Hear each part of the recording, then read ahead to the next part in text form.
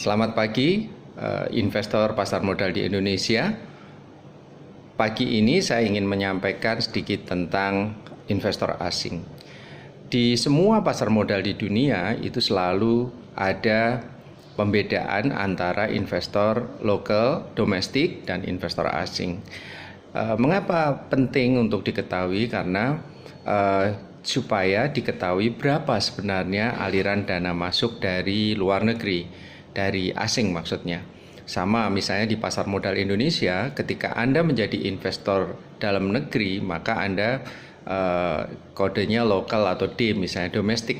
Tapi kalau Anda sebagai investor asing, Anda harus menulis kode transaksinya sebagai foreign dengan tikernya F kan gitu. Nah, kenapa dana asing ini penting untuk diketahui, atau kenapa investor asing ini penting untuk diketahui? Untuk mengetahui berapa sebenarnya aliran dana masuk melalui pasar modal atau pasar keuangan secara umum. Dengan mengetahui aliran masuk di pasar modal, maka kita bisa memprediksi rupiah kita bagaimana, kira-kira kebutuhan impor kita cukup sampai berapa, kemudian berbagai hal yang kita akan tahu, cadangan devisa dan lain-lain. Nah, yang terpenting di sini adalah bahwa ketika Anda bertransaksi di pasar modal, maka Anda harus memahami saham-saham mana yang dibeli oleh investor asing.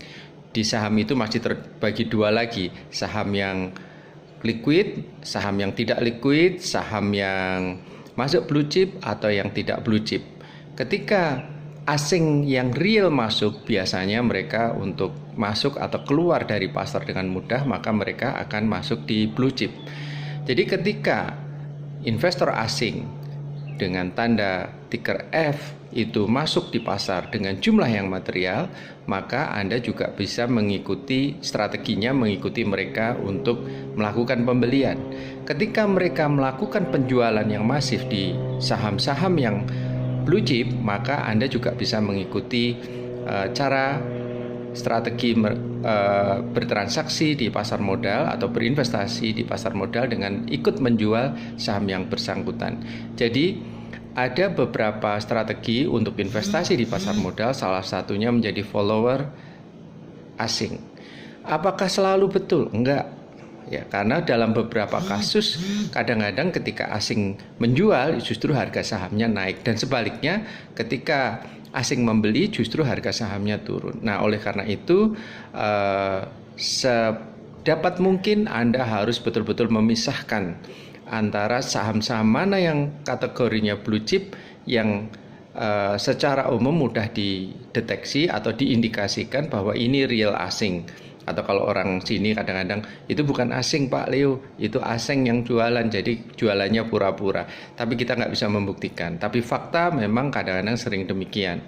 Nah, kembali ke inti diskusi atau yang kami sampaikan pagi ini tentang investor asing. Jadi salah satu strategi berinvestasi di pasar modal adalah mengikuti gerakan jual maupun gerakan beli investor asing. Menjadi follower tidak selalu salah dalam berinvestasi.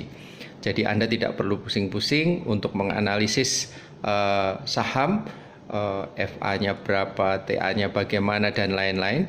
Dengan mengikuti cara asing untuk keluar masuk di pasar modal, Anda bisa mendapatkan keuntungan. Terima kasih. Sampai ketemu lagi, tetap semangat dan berinvestasilah di pasar modal. Selamat pagi.